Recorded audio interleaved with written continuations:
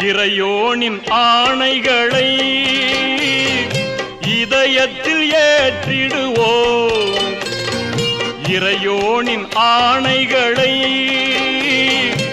இதயத்தில் ஏற்றிடுவோம். இறை தூதர் போதனையை இகமெங்கும் பரப்பிடுவோம். இறை தூதர் போதனையை இகமெங்கும் பரப்பிடுவோம். அல்லாவை நாம் தொழுதால் சுகம் எல்லாமே ஓடி வரும்.